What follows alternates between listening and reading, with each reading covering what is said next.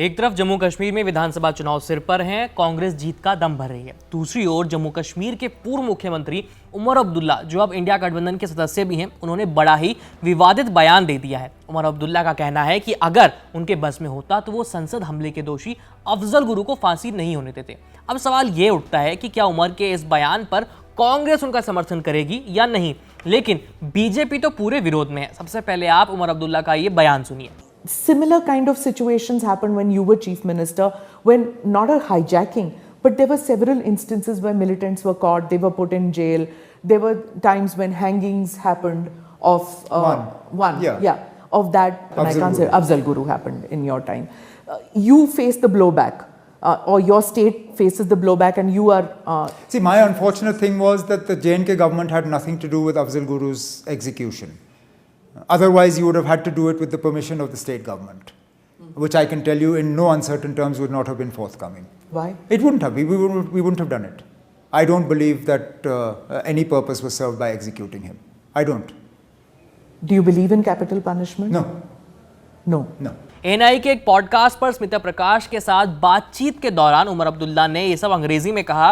इसे आप हिंदी में कुछ यूं समझ सकते हैं।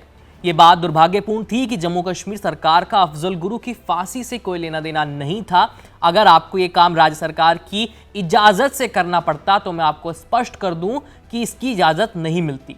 हमने नहीं किया होता। मैं नहीं मानता कि उसे यानी अफजल गुरु को फांसी देने से कोई मकसद पूरा हुआ। न्यूज़ एजेंसी एनआई से बात करते हुए नेशनल कॉन्फ्रेंस के नेता उमर अब्दुल्ला ने कहा कि वो मौत की सज़ा के खिलाफ हैं और इस बात पर वो विश्वास नहीं करते कि कोर्ट गलत फैसला नहीं कर सकते। उमर के मुताबिक हो सकता है कि भारत में ऐसा ना हो, लेकिन दूसरे देशों में जहां लोगों को फांसी दी गई है, बाद में सबूतों में पाया गया कि फैसला गलत निकला, यानी साफ तौर पर नहीं तो उमर अब्दुल्ला घुमा फिराकर ये कहना चाहते हैं कि अफजल गुरु को फांसी देने का फैसला काफ़ी हद तक गलत था उनके मुताबिक, और वो इसका समर्थन बिल्कुल नहीं करते हैं। और अगर उनका बस चलता तो वो संसद पर हमले के दोषी अफजल गुरु को फांसी नहीं होने देते। लेकिन एक बात पर यहाँ गौर करना ज़रूरी है, वो ये कि अफजल गुरु को जिस समय फांसी की सज़ा हुई थी, केंद्र में कांग्रेस की सरकार थी और उमर अब्दुल्ला जम्मू कश्मीर के मुख्यमंत्री थे।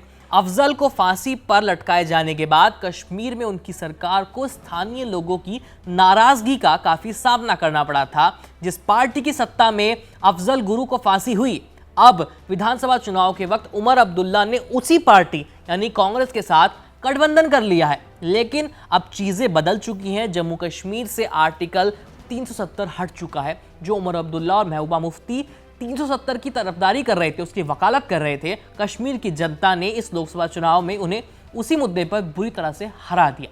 जैसे उमर अब्दुल्ला का यह बयान सामने आया, बीजेपी ने कांग्रेस और इंडिया गठबंधन पर हमला बोल दिया। बीजेपी के राष्ट्रीय प्रवक्ता प्रदीप भंडारी ने कांग्रेस और राहुल गांधी पर आतंकवादियों का समर्थन करने का आरोप लगा दिया।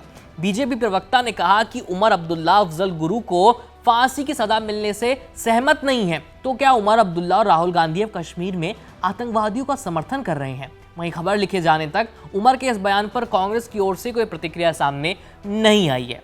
बता दें कि जम्मू कश्मीर का इस बार विधानसभा चुनाव काफ़ी ऐतिहासिक माना जा रहा है, क्योंकि अनुच्छेद 370 के हटने के बाद से यहाँ पहली बार विधानसभा चुनाव होने जा रहे हैं, जो इस बार 3 चरणों में होंगे। पहला चरण होगा 18 सितंबर को, दूसरा 25 सितंबर और तीसरा 1 अक्टूबर। पहले फेज में 24 सीटों पर, दूसरे फेज में 26 सीटों पर और तीसरे फेज में 40 सीटों पर वोटिंग होगी। वहीं वोटों की गिनती और नतीजे 4 अक्टूबर को आएंगे। बात करें इस बार की लोकसभा चुनाव की, तो जम्मू कश्मीर की 5 लोकसभा सीटों में से 2 पर एनडीए, 2 पर इंडिया गठबंधन के पाले में ये दोनों सीटें आई थी और 1 सीट पर निर्दलीय उम्मीदवार को जीत हासिल हुई थी। बाकी जम्मू कश्मीर से जुड़ी तमाम खबरें जानने के लिए देखते रहिए वीपी लाइव। मेरा नाम है आयुष। धन्यवाद।